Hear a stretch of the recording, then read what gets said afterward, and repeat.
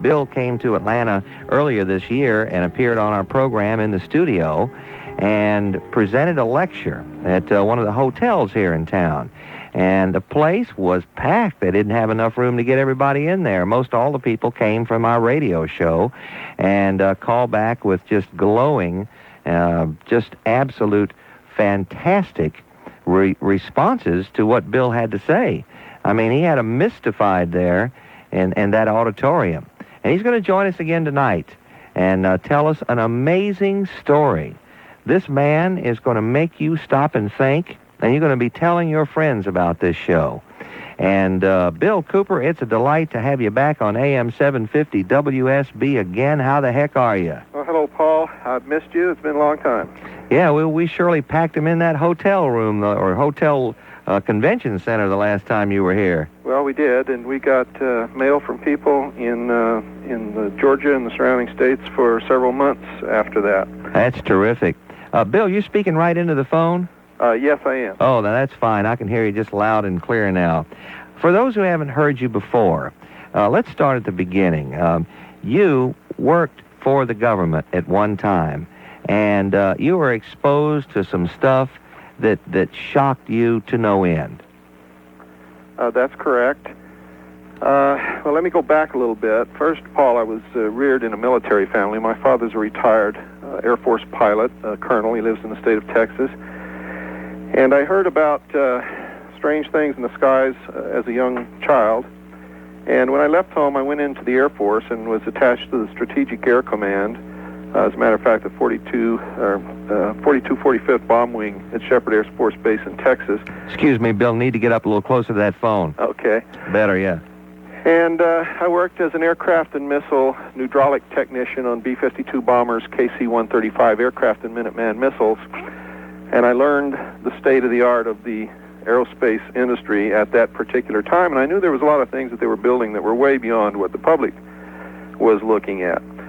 But nothing like what I was to see later. And I met some people there who told me about having served on recovery teams to transport downed anti-gravity, what they described as alien or extraterrestrial craft, to secret locations where they could be studied. I didn't believe it at the time because this stories usually came out after quite a few beers in a local pub somewhere, and I had as young men do, other things on my mind.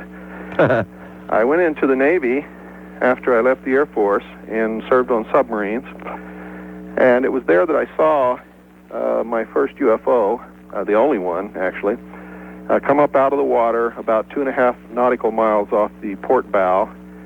We were traveling on the surface between the Portland-Seattle area and the Pearl Harbor submarine base, and it was metal. It was about the size of a Midway-class aircraft carrier. It was obviously intelligently guided, and we watched the same craft, or craft exactly like it, enter and exit the water for about a period of between 7 and 10 minutes. Photographs were taken. There were 4 other witnesses besides myself. It included the captain of the vessel, the officer of the deck, 2 lookouts, and the chief quartermaster. And we were debriefed when we reached Pearl Harbor, and we were told never to talk about this, and in fact we hadn't seen it, and I had to sign a security oath saying that we would never talk about what it was that we hadn't seen. Later, I was trained in naval security and intelligence. I was given a secondary NEC code number of 9545, which meant basically that I was an internal security specialist, and it was attached to naval security and intelligence. I was sent to Vietnam. I served as a patrol boat captain for naval intelligence in Vietnam, first in the Da Nang Harbor Patrol, and then on the Takan River on the DMZ, and we patrolled between Qua Viet and Dong Ha and Quang Tri. And our job basically was to make friends with the people on the riverbank, collect intelligence, and maintain the safety and security of the river. We saw an awful lot of combat, and we saw an awful lot of UFO activity, and it was always described in dispatches and messages as enemy helicopter activity. And the enemy, of course, didn't have any helicopters, and if they did, they certainly kept them secret from us. We never saw any enemy helicopters. But this was the way it was described. What was the UFO activity doing in the Vietnam War? Well, I don't really know, and they seem to play with both sides. Our forces sometimes fired on them. We're scared by them. So were the Viet Cong and the North Vietnamese Army forces. I know of one instance where a lot of UFO activity was seen over a village, and the next morning the entire population had disappeared. Nobody knows what really happened to those people. All we know is we didn't take them, and there was no sign of any enemy activity. The traditional things that the Viet Cong and the NVA normally do to villagers, and especially the leaders of the villagers, was completely absent, was not there. Later I served, I was attached to the Commander-in-Chief of the United States Pacific Fleet, who at the time was Admiral Bernard Clary, and I served on his intelligence briefing team at the headquarters at Makalapa in Hawaii, just above Pearl Harbor. And it was there that I saw an awful lot of top secret documentation on the secret government, on the source and the purpose of drugs in this country, on UFOs, and a lot of other things. The Kennedy assassination. In fact, when I learned the truth about the Kennedy assassination, Paul, I actually went what they call AWOL, absent without leave, for a period of around 12 days, and had intended to stay gone because of what I had seen. And one of my dear friends talked me into going back, and one of his arguments was, someday you're going to have to tell people what it was that you saw, and you can't do it if you're buried in some prison somewhere. So I went back, received a tap on the wrist because of my service record and my the medals and combat ribbons and the things that I had accumulated from my war service, and served out the rest of my enlistment. And I could have stayed in and retired in just 5 more years, but after what I had seen, I couldn't be a part of it anymore, and I took an honorable discharge on December the 11th, 1975, just to get away from it.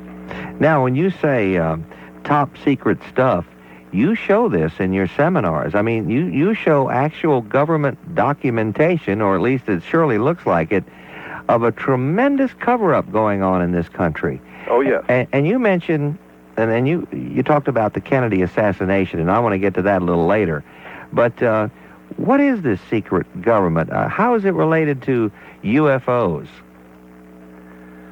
Well, let me answer your first question. The secret government are a group of people who operate from the cover of secret societies that are, for the most part, accepted as being okay by society. And they practice degrees of initiation, which keeps most of the people who belong to these societies in the dark. They don't really know what's going on. And they weed them out through this process of initiation. For instance, you might get to one point where they ask you if you believe in a supreme being. If you say yes, that's fine. You go into one group within that degree. If you say no, you go into another group within that degree. The only ones who will go to the next level of degree would be the ones who answered yes, they believe in a supreme being.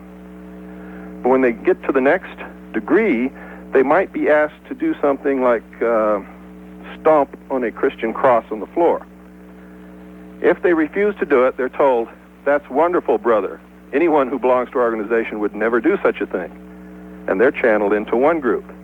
If the person actually stomped on the cross, then they would be congratulated also and channeled into another group. That person would be the one selected for the next higher initiation. And it keeps going until finally they realize what the real secret of this group is. And you have to understand something. I know there's probably a lot of people out there shaking their heads, this can't be true.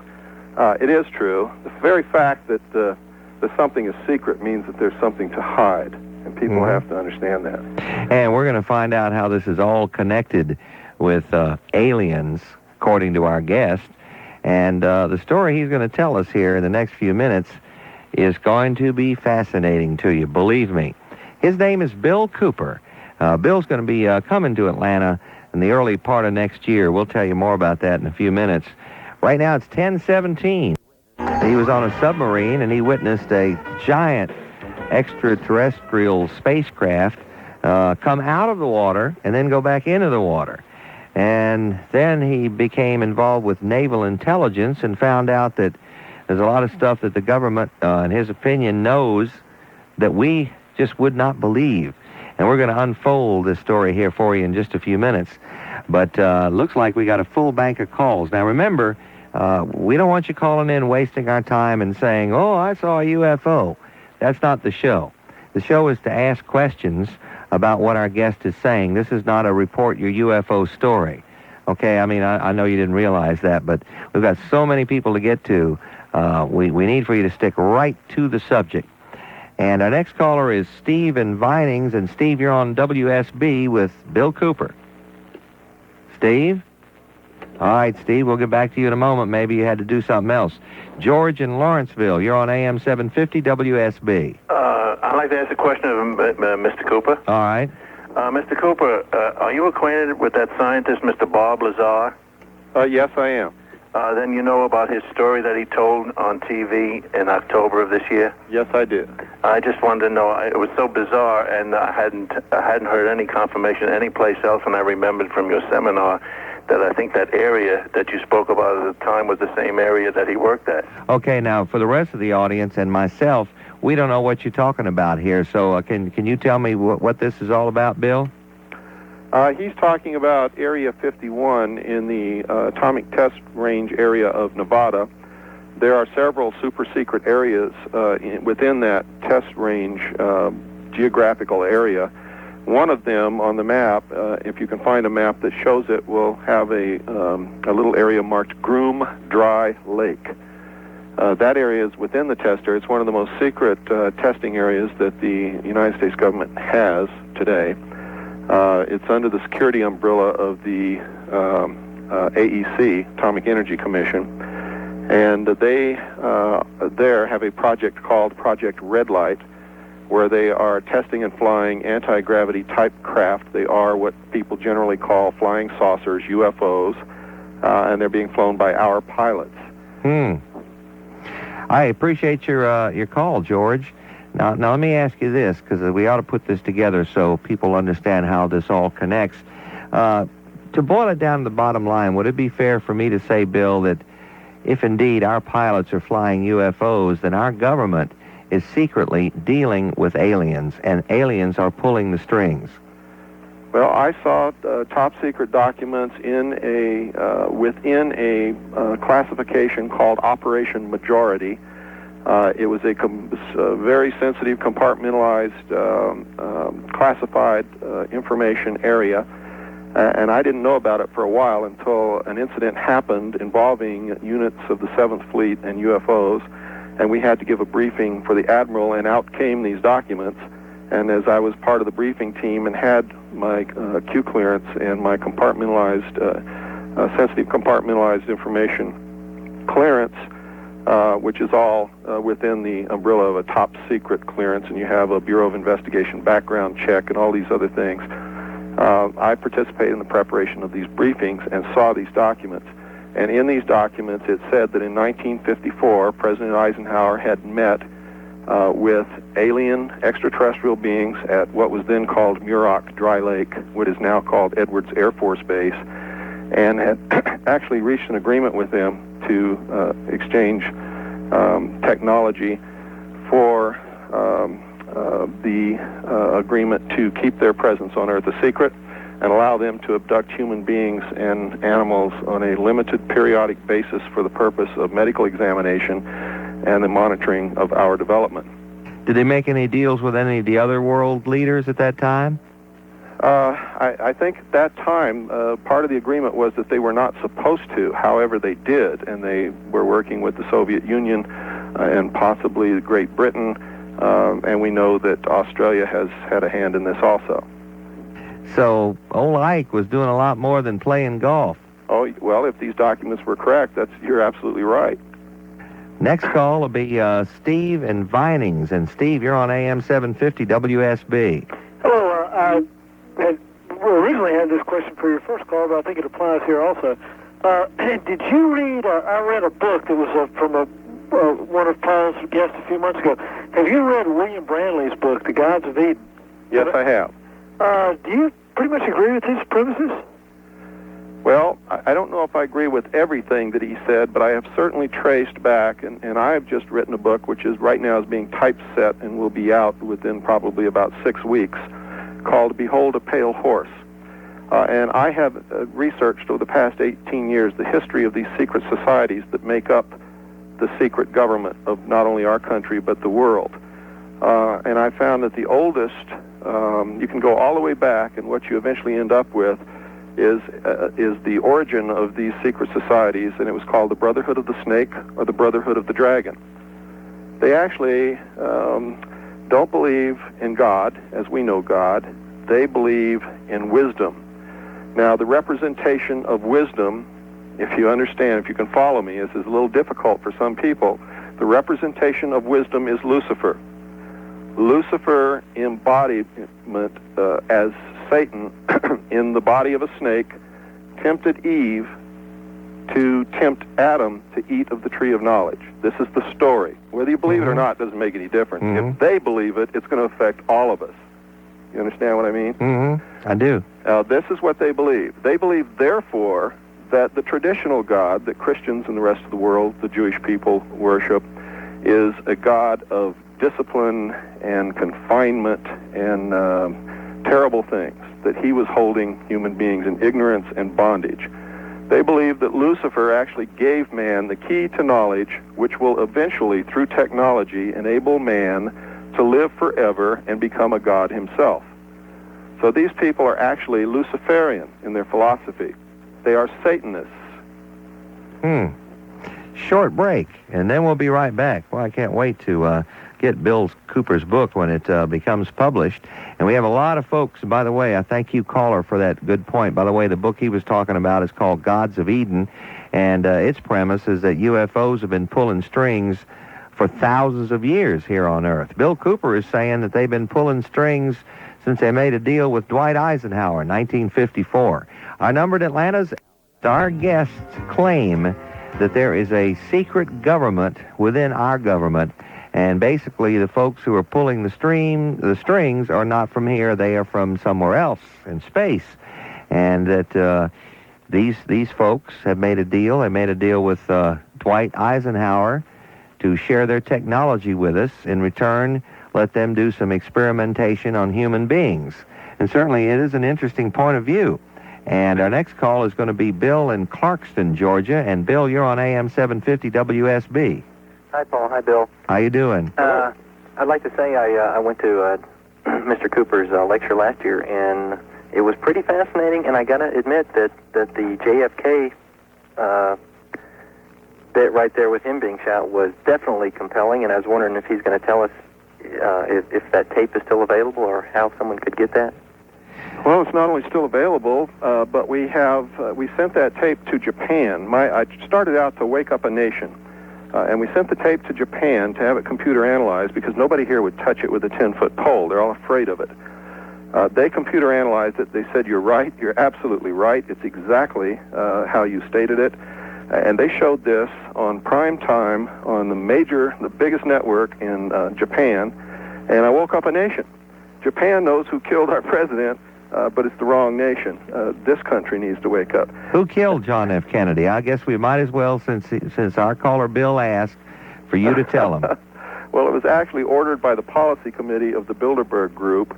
It was ordered in this country and carried out by agents of the secret government in this country, which in effect is the executive committee of the Council on Foreign Relations, which, by the way, owns and operates the executive and judicial branches of the government, and have members in the Senate and the House of Representatives. It was carried out by their agents in Dallas. There were several long shooters, one of which did hit President Kennedy in the throat, and that shot came from the grassy knoll. The two who fired from the rear both hit Governor Connolly. And then the Secret Service agent in the front seat, Kellerman, who had been watching this through the rearview mirror, and you can see him plainly doing that, he turns around to see if Kennedy is mortally wounded. He finds out that he is not. He then leans over to the driver, William Greer, and tells him that Kennedy is not dead, and Kennedy cannot get out of there alive. Can you imagine what would happen to the perpetrators if he had lived? So the driver fired a shot at Kennedy? At that point, Kellerman reaches over, takes the wheel with his left hand. Greer, the driver, takes out of his lap or from under his leg or somewhere down below where you can't see an assassination pistol that was made by the Central Intelligence Agency for short-range assassinations. It's electrically operated, gas-powered, and it fires an exploding pellet which injects shellfish toxin into the wound. And he picks that up with his left hand, turns around, and over his right shoulder fires point-blank directly into Kennedy's head. Jacqueline Kennedy saw this, and that's when she attempted to get out of the car. Her personal bodyguard, Clint Hill, is the one who jumped up on the back bumper and forced her to get back in the automobile. How come she never said anything about this? Well, you have to understand that William Greer was a Secret Service agent. Her children were in the care of the Secret Service at the time. She was probably scared to death. Yes, and as the widow of a president, she would be with the Secret Service for the rest of her life, as are her children today. No matter who they're with or who they're married to or what, they still have Secret Service protection. Now, what about Lee Harvey Oswald? You've got a picture of that, or you had a picture of that enhanced, I understand. Lee Harvey Oswald was a patsy. I'm sure that he thought that he was a part of this, and he probably helped set up the little assassination nest up in the book depository building. But we have a photograph of Lee Harvey Oswald as the motorcade passes by in front of the Dallas, Texas book depository building, school book depository building. You can see Lee Harvey Oswald standing in the front door with the rest of the crowd watching the motorcade go by. He wasn't even up there. He never fired a shot. He was used as a patsy. Now, a lot of people claim that this photograph is of a man named Lovelady who resembles Lee Harvey Oswald, but the chins and various bodily features are totally different on these two men. Now, we got to tie this back into the aliens here. Why did the people involved with this do this? And if the aliens indeed are controlling everything, why did they want John F. Kennedy out of here? Well, according to the documentation that I saw, Kennedy was getting ready to spill the beans. Oh, because the presidents knew from putting two and two together. If Eisenhower knew, then would you not think that all the rest of the presidents did too? No, not all elected officials know. In fact, elected officials don't know anything except what they absolutely have to know. And Eisenhower, to all the research and all the knowledge that I can compile, was the last president who knew the complete overall picture of what was really going on. Kennedy somehow discovered what was going on, and early on, this secret group that was overseeing these alien projects had decided that they could not tell the Congress because they felt that that would be the same as telling the American people. And the American people could not in any way be told. So when Kennedy found out, he was gonna go on and tell the nation about all this, and they could not let that happen. Right, but one of the biggest things that he was gonna stop was their importation and sale of drugs to the American people to finance their black projects. Oh, so the drugs, the whole idea of the drug sales, that's tied in with this secret society getting money to do all this stuff. Absolutely. Sit down, and if you look at it logically, with a clear mind, and if you look at a map, if you can find one that has every city in America on it, and count all those cities and towns, you're going to find that that is an astronomical number of cities and towns that exist within this nation. Now sit down and think, concentrate. Every one of those cities and towns are saturated with drugs. And they're trying to tell you that some little Colombian drug lords are bringing these things across in little planes and in little boats across the Caribbean. No, it's a huge, gigantic, corporate setup. It's run by the intelligence community. It's overseen and conducted by the Central Intelligence Agency. The drugs are brought in to the offshore oil platforms in the Gulf of Mexico and brought in by military aircraft and Central Intelligence contract proprietary aircraft and by military ship. And Bill says that he worked with naval intelligence years ago, saw a UFO, and then the more he got into what was going on, realized that our government, in his opinion, has another tier to it, a secret government, and this is run by people from other planets. who have made a deal with the United States. We'll get their technology if they can use us in various manners, like testing us and whatever. And our next call is going to be Dan in East Point. And Dan, you're on AM-750 WSB. Hey, Paul, how you doing? Fine, Dan. Oh, I got a question for you and Mr. Cooper. All right. Okay, well, for one thing, he's right about the government having two faces. But I don't want to go into that. I want to stick to the subject of UFO. But I can't remember the date, but it was somewhere between the late 1950s and the early 1960s. And this was either on NBC, ABC, or CBS. I can't remember what network it was, but they were showing proof that the government, the Pentagon, was testing an engine for a flying saucer type aircraft. And anyway, you can hear the turbines and things like that, and it looked like it was being shown from a distance. I haven't heard of this. Bill, have you?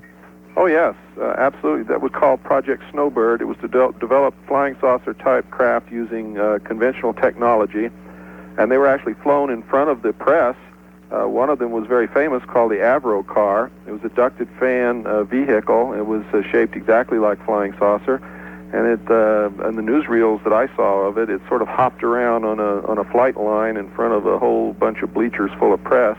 Was it in the major media, the major television networks? Yeah, that was the purpose of it. The purpose of it was to take the public's attention away from the real UFO problem, because the government couldn't tell them the truth about it and make them believe that this was a secret craft that the government were experimenting with. And it worked very well. For years after they showed these films, that the reports of UFOs dropped way down because people figured that these were secret military projects. Oh, I got you. Now, there were some other secret military projects where we developed technology parallel to, but very primitive to, the alien technology.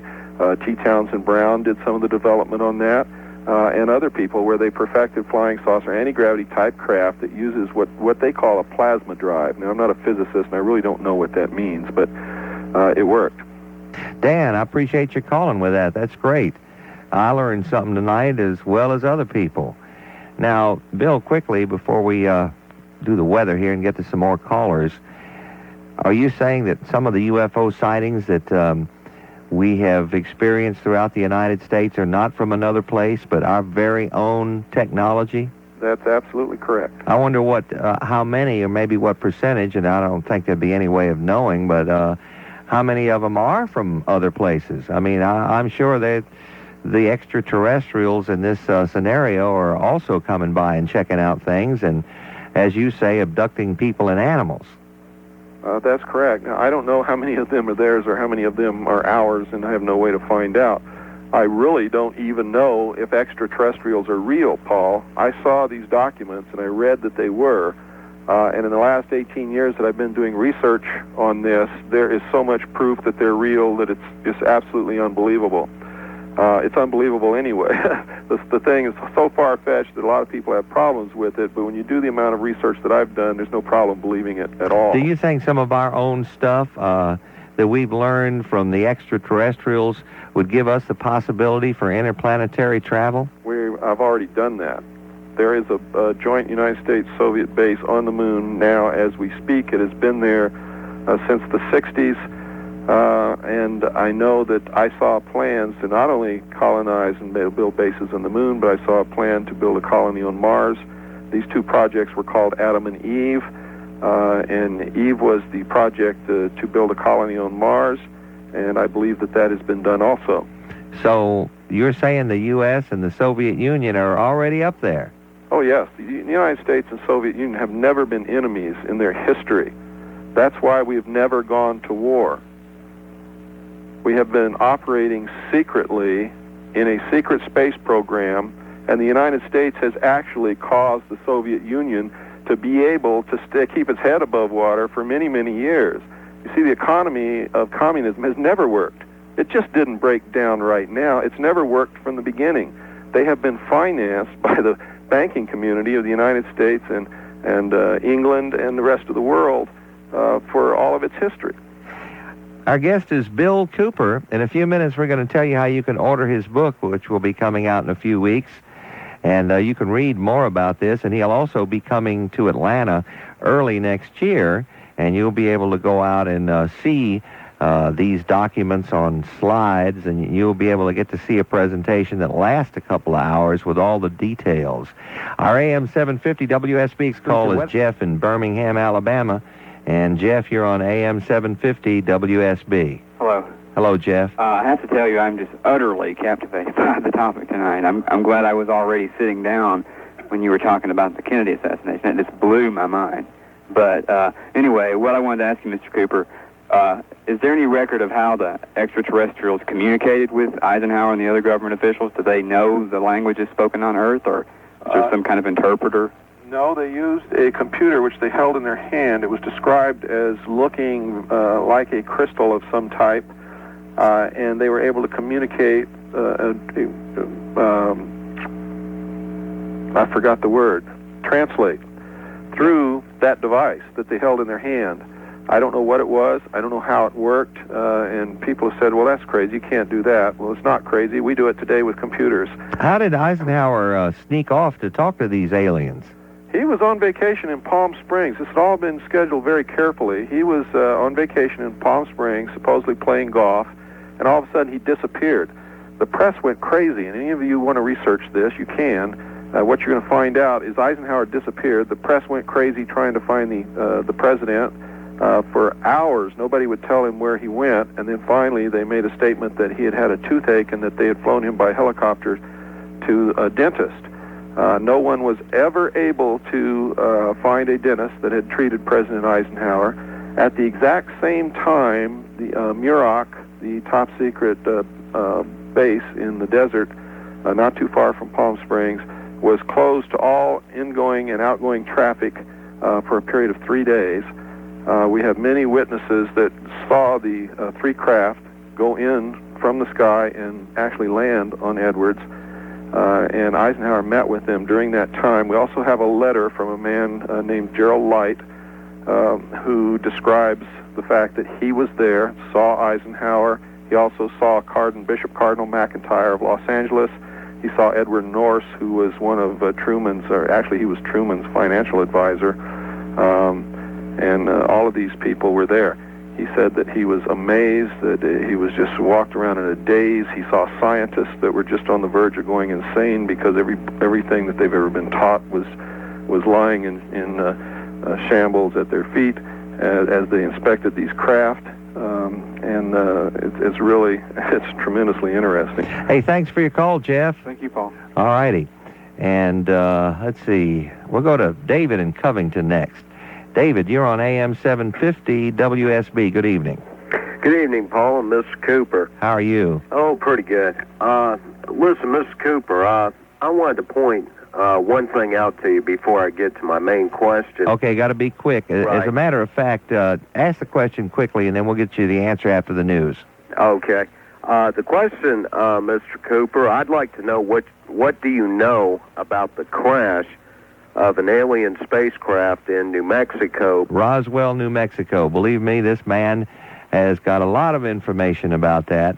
And, of course, you know other people who have been on my show, some of them who I guess might disagree in some areas with Bill, also say that something happened in Roswell, New Mexico, 1947. In fact, Bill's going to tell you what those aliens look like, the ones that crashed.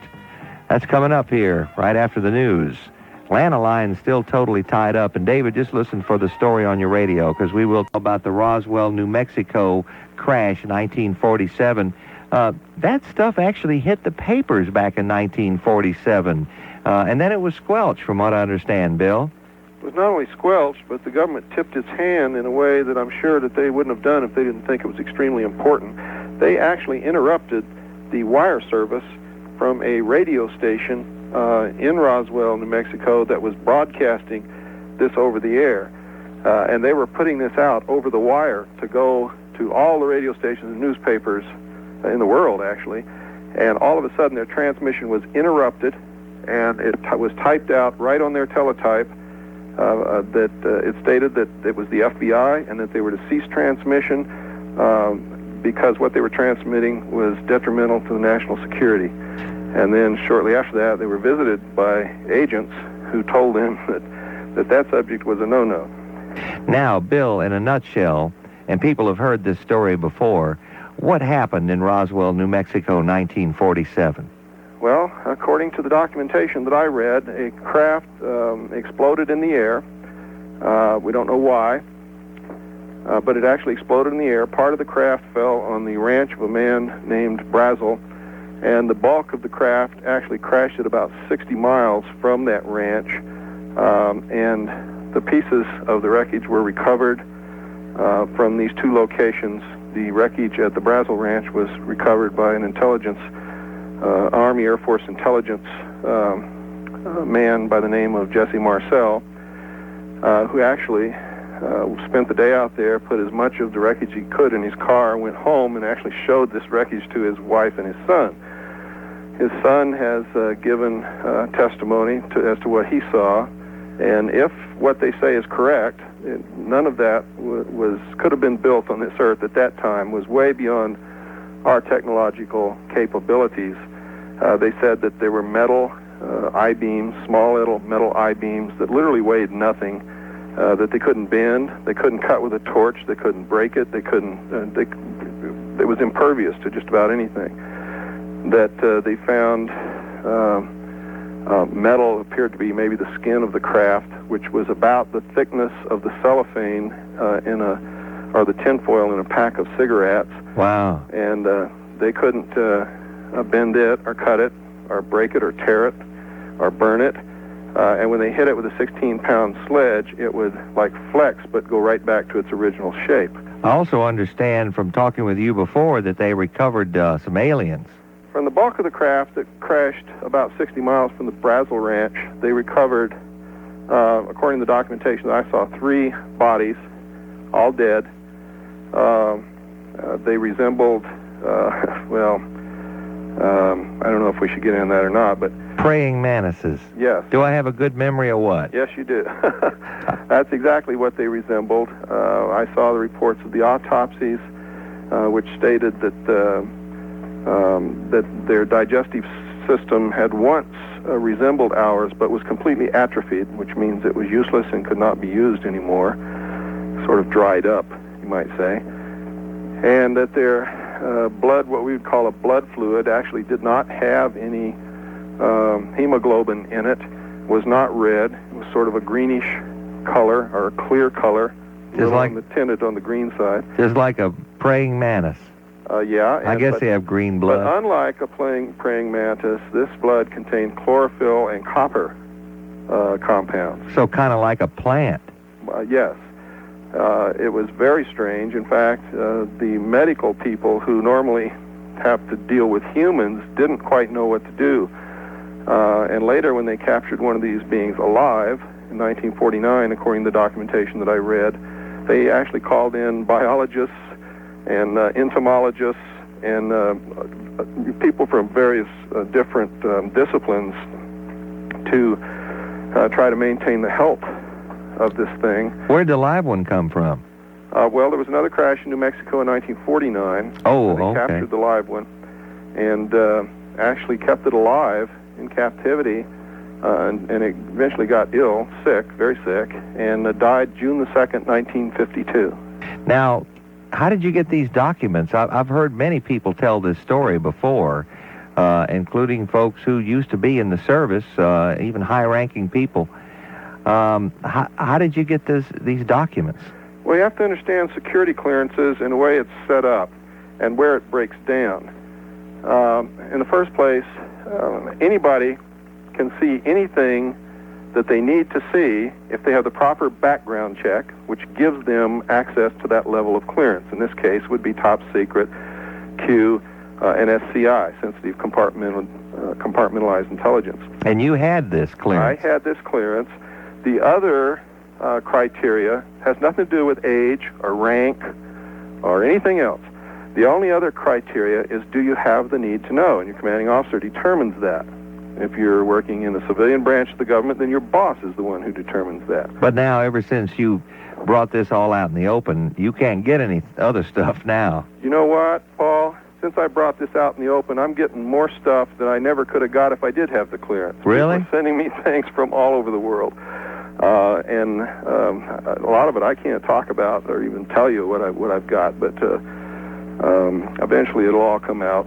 It's all going to be laid on the table, and people who aren't ready for this are going to be shocked and disturbed to the very foundations of their being. Next call is Roger in Riverdale. Roger, you're on AM-750 WSB. Hi, Paul. How you doing? All right. Good. Yeah, it's pretty amazing, but, since I've been on hold, I've heard you mention a book a couple times, so that explains a lot. But I have a question for your guest. Well, actually, to be honest with you, I think I can pick up on your insinuation. I didn't even know about the book until tonight, and as a matter of fact, the deal was not for Bill to come on the program. He wasn't even going to talk about the book. The deal was he's coming to Atlanta later on at the beginning of the year, and we were here to tell about the seminar. So just to let you know the rest of the story, now you know it. Okay, good. But I mean, again, I'm not telling you that I agree with all the stuff that Bill has to say here tonight. I find it fascinating. But just about every author that we have on the air, or a lot of the people we have on the air, do have books and stuff to sell, and that's how they make their money. Yeah. That's how they support themselves. And Bill is no different than some of the other guests who come in the studio, including the former president of the United States, who had a fishing book on sale a couple of years ago. So hey, I just want everybody to know the real story. Now to your point, Roger. All right. Question for your guest there. Okay, apparently you were with the NIS, right? No, I was not with NIS. I was with ONI. Okay, ONI, right? And you held a TSSCI clearance? TSQSCI, yes. Okay, well, my question is, has this information been declassified that you're reporting on or making available? Not to my knowledge. Well, why aren't they all over you? Well, when I first began to try to leak this information in 1976, they were. I was physically attacked, I think with the objective of killing me. It didn't work, but I spent a long time in the hospital, and I bear scars of that attack today. I was visited in the hospital and told in no uncertain terms to shut my mouth, and I told them that I would, and I did for 16 years until I saw signs that certain programs were being implemented which were going to result in the destruction of the Constitution and the formation of a new world order. I've been warning people about this for years. And now Bush has confirmed it, along with other world leaders, including Shevardnadze of Russia, who recently stated that Iraq was committing an act of terrorism against the emerging new world order. I was the only one in the United States who knew that the Iron Curtain was going to part and stated it on talk radio and was called nuts, and it happened. I also said the Berlin Wall would collapse. People said I was crazy, but it happened. After it collapsed, I said that the two Germanys would be reunited within 1 year, and people said they will never be reunited. The world won't allow that, and it did happen within 1 year. I also said 2 days before we invaded Panama that we would invade Panama within 2 weeks. I wasn't far off, was I? Okay, Roger, your move. Well, I don't think that, your guest claims that he was put in the hospital. I don't think those kind of measures would actually be necessary if somebody wanted to silence him, if he was actually divulging any information that was indeed classified. There are a lot of other measures that could be taken to silence him. Oh, they did silence me for 16 years. It was very effective. Well, can you explain why they've given up? Well, they don't have much choice now. You see, I found out how to do it. Within one 24-hour period, I spent $27,000 of my own money. You talk about selling a book. My wife and I have never been poorer in our life since we started doing what I'm doing. But I spent $27,000 of my own money putting this information out. I prepared a mailing, did the printing, bought all the postage. We sent out so much mail, we were driving around Los Angeles to every post office we could find so that if they found out what we were doing, they couldn't stop all of them. And within 2 days, everybody in the world knew what I was putting out. I began going on talk radio. To do anything to me now would confirm everything that I'm saying. right now, if they leave me alone, people like you aren't going to believe a word that I'm saying. Until it comes to pass right in front of your eyes. Roger, thanks for your call. All right, thank you, Paul. All righty. Our AM-750 WSB time is 11:18. Here's what's... Beautiful color. And there's a little teeny VCR, believe it or not, that's about the size of, again, a pack of cigarettes.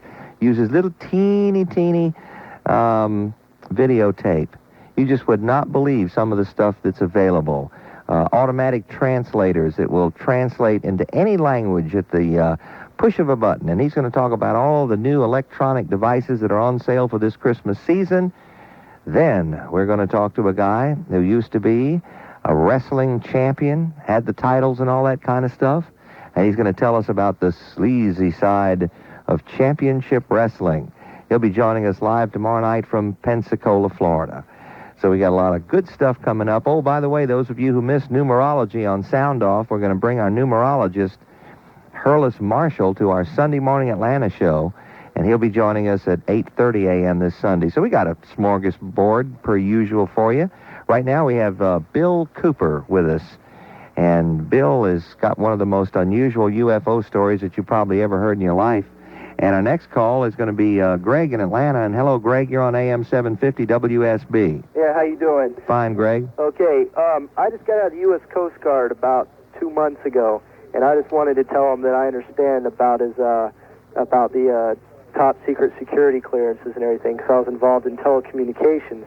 But one night I saw some pretty strange things. Two like globes of light on the horizon. I was on helm lookout, and with the big eyes, and they kept dipping into the water, and then they'd come out, and eventually we saw them go into the space. I mean, go up in the air and disappear. And we were told not to say anything. You know, let's think about the physics of this thing.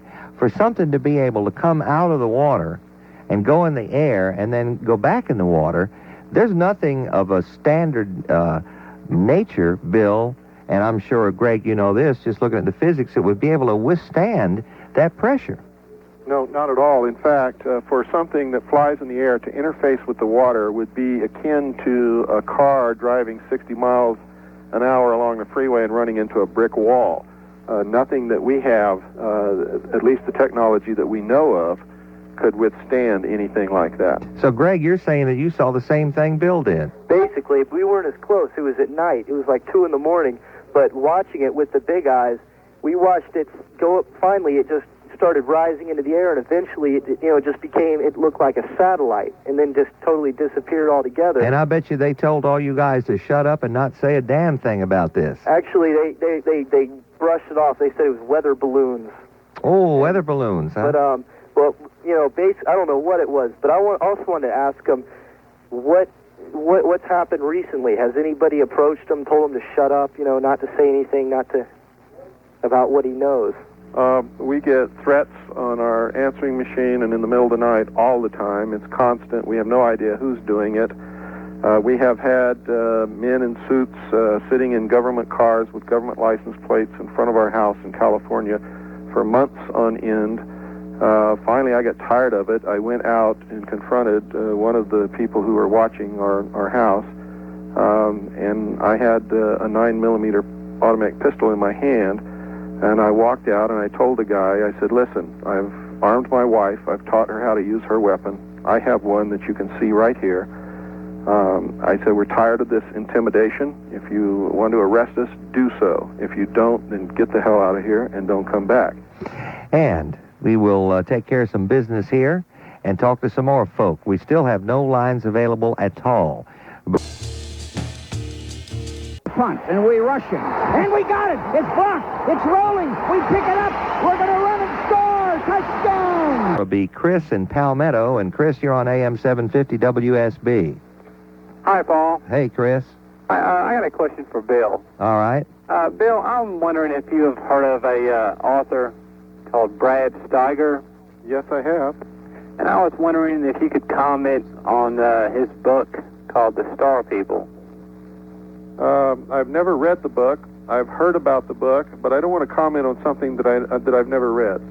Yeah, and one thing to our listeners, if you bring up a book or something like that, remember that most of the people haven't read it.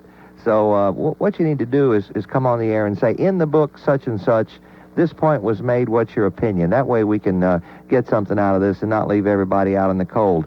Basically, Bob, what is this, not Bob, but Chris, basically what does this author say? This author is saying that space aliens, he's saying 40,000 years ago, interbreeded with the human race and which evolved from the Neanderthal man. Yeah, there are many people who hold to that opinion.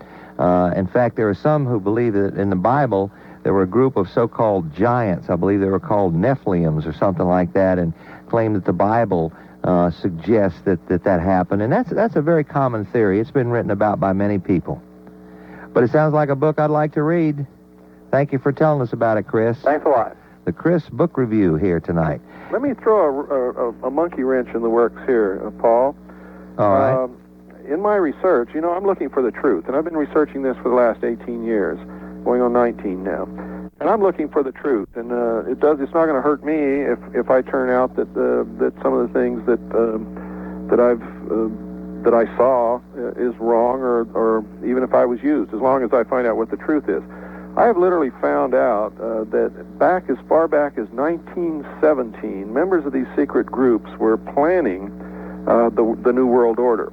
One of the plans that was ventured by them was to create an artificial alien threat from another planet to bring down the national barriers and unite humanity in one world government. Yeah, I've heard that theory. Now, I found it again written in a document, a secret study that was done called Report from Iron Mountain. It's also mentioned in that document.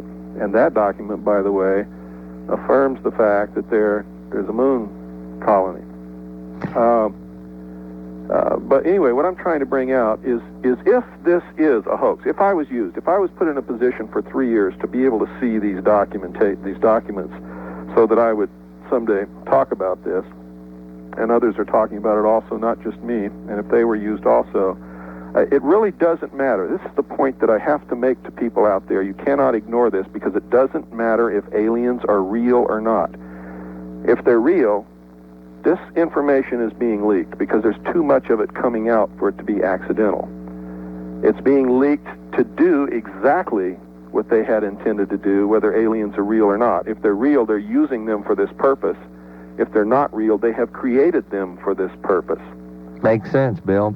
And people cannot ignore this. We have to find out what the truth is. Next call is Bill in Douglasville. And Bill, you're on AM-750 WSB. Hey, Paul and Bill. How are you, Bill? Very interesting subject tonight. Yes, it is. It's different, isn't it? I just had one question, and you've sort of addressed it already.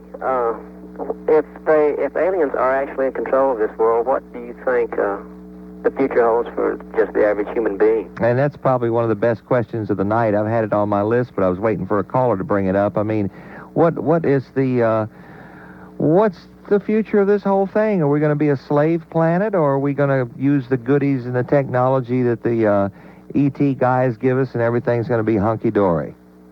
Well, I don't think it's going to be hunky-dory. If you look around and look at the history of the Earth, I don't think anybody's going to allow us to have that much freedom in the future, to run around and kill and practice racial bigotry and selfishness and hoard things that other people need. What I think the New World Order is going to be is a totalitarian socialist state with the abolition of private property. I believe that population is going to be severely curtailed. My research has shown me that AIDS was manufactured to do just that, and may do it perfectly well.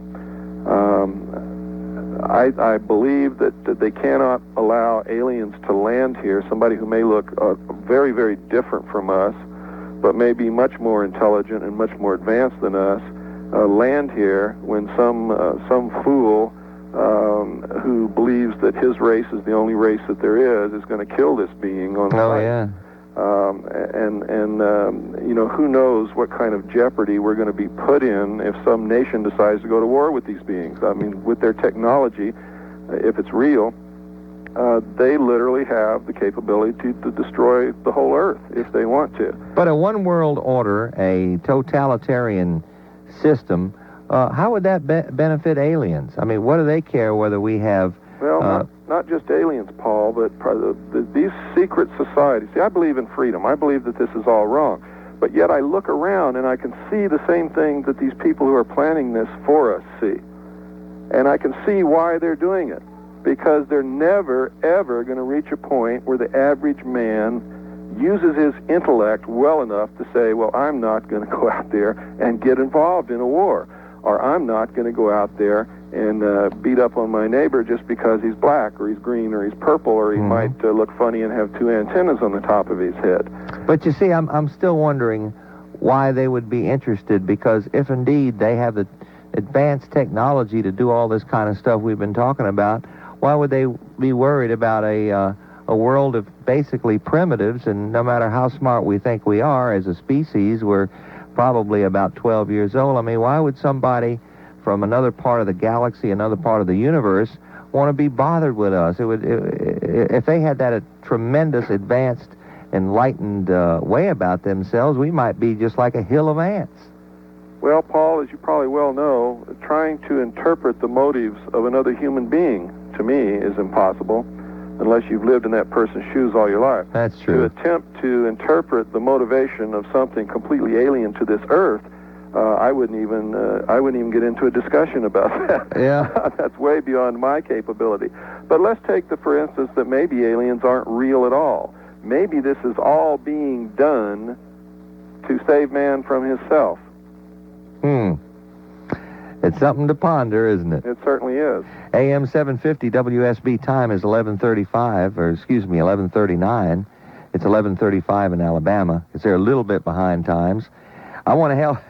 Sorry, Alabama. I want to ask you to help the kids. You know about the Christmas Kids program that we have here on AM-750 WSB. Bob in Stockbridge for our guest, Bill Cooper. And Bob, you're on AM-750 WSB. Yes, I was wondering if Mr. Cooper has heard about the document from the former colonel, this is in the mid-50s, Project Blue Book.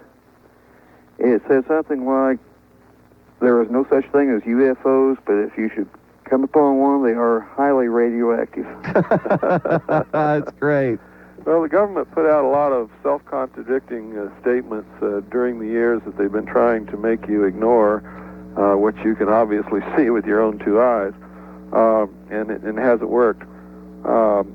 They've really, in many ways, convicted themselves. Through the Freedom of Information Act, there's been over 10,000 documents released from the government that were formally classified that verify that UFOs are real, that the government's been covering it up, that they've been lying to the American people for almost 50 years now.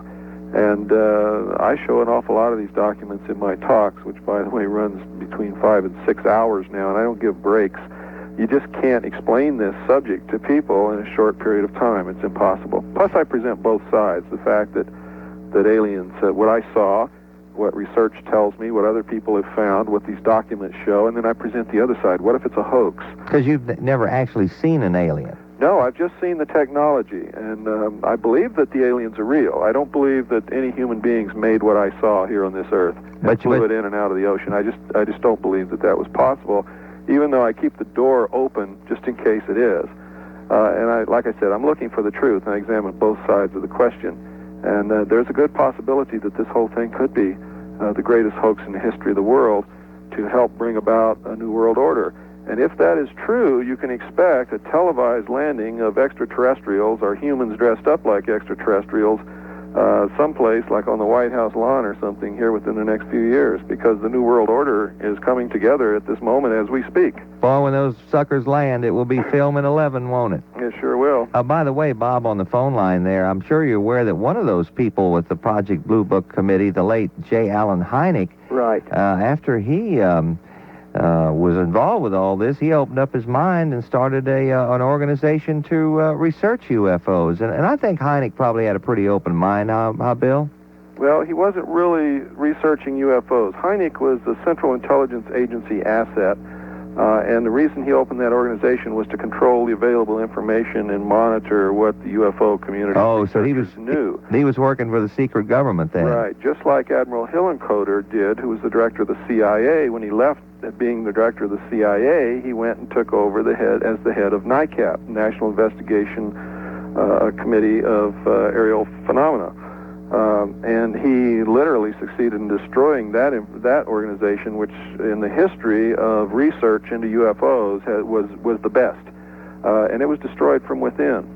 And there are an awful lot of secret government agents controlling the UFO community. And when you go to a UFO symposium, most of the people you see on the stage or at the head of these large organizations are working for the secret government. Hey, thanks for your call, Bob. I have another question. Well, I'm out of time for this one. I wish I could get it in, but I got to run. Oh, okay, thank you. Thank you very much. AM-750, WSB's exclusive weather center forecast from our own meteorologist, Kirk Mellish. Clear and cool tonight, low 45 to 50. Partly sunny, Arizona. What's the weather out there like right now, Bill? Well, today it's been rainy. It's a storm up over the Rockies. It's stirring up a little spit and polish down here. But it's usually real nice and sunny, beautiful days, and cold, chilly nights. Typical good old Arizona weather, huh? Yep. And before we run out of time, I'm going to squeeze in another caller, but before we run out of time, I want you to make sure you write down this address if you're interested in ordering Bill's book. Now, remember this. If you want it, it may take 6 to 8 weeks to get to you, so know that ahead of time. If you don't want to wait that long, then don't bother. But if you don't mind waiting eight weeks, then if you want the paperback, it's $23. If you want the hardbound autograph version, $33. And you mail your check or money order to Bill Cooper, Post Office Box 3299, P.O. Box 3299, Camp Verde, C-A-M-P, next word V-E-R-D-E, Camp Verde, Arizona. Zip code is 86322, 86322. I hope you wrote that down. I hope the operator's not going to be going crazy again tomorrow with you all calling, and we're too damn lazy to write it down. I'm honest with you, right? And our next caller is Joel in Doraville. And Joel, you're on AM-750 WSB. Hello, Paul. I appreciate you squeezing me in. Okay, it's got to be quick. It's got to be one quick question. Okay, my question was, based on what he said tonight, it's scary to me. I have seen something in the skies that I can't explain. What do I, as average Joe citizen, what can I do, whether I'm being controlled by secret societies or aliens or a combination thereof? I think that's a nice question to tie up the hour. That was a good one there, Joel, and I don't know if there's anything anybody can do, Bill. Well, the first thing you have to do is don't be afraid. When you are afraid, you give the enemy strength. You need to educate yourself. You need to start learning as much as you can. You need to start researching these subjects as I have, because you can't fight an enemy unless you know what his weapons are. Number two, on the next election, you just missed one, but on the next election, don't ever, ever re-elect a professional politician or an incumbent. You need to start sending citizens for one term to any office. I don't care if it's president, I don't care if it's senator, I don't care what it is. One term, that's it. And that's how we can roll these people out of their positions in the government and take control of our government again. We've lost it. The government does not belong to us anymore. You wouldn't like it if a special interest group had control of the government. The fact is, a special interest group does have control of the government, and you don't even know about it. It's the Council on Foreign Relations and the Trilateral Commission. Their stated goal since their inception back in the early part of this century has been to destroy the sovereignty of the United States, shred the Constitution, and bring about a one-world totalitarian socialist government. They're doing it. It's happening right in front of your eyes. When I used to say this, people told me I was crazy. Well, you can't do that now because they've admitted it. They've admitted it on television. Our president's talking about it. The Russians are talking about it. Everyone's talking about it. The reason our generals and admirals are going back and forth to the Soviet Union is the combination of the military might of the Soviet Union and the United States will become the world police force. All other nations and peoples, including the American people, will be disarmed.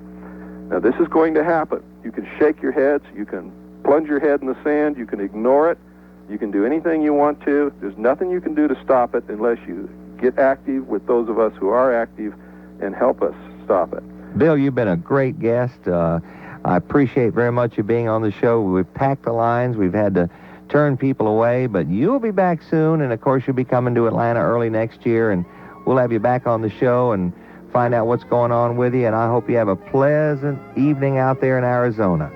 Well, thank you, Paul, and for your listeners, even if you don't want the book, please write me a letter. We have some things to send to you. Yeah, if you don't want the book, just write to that address, and I hope you wrote it down, and we will see you again tomorrow. Good night, Bill. Good night.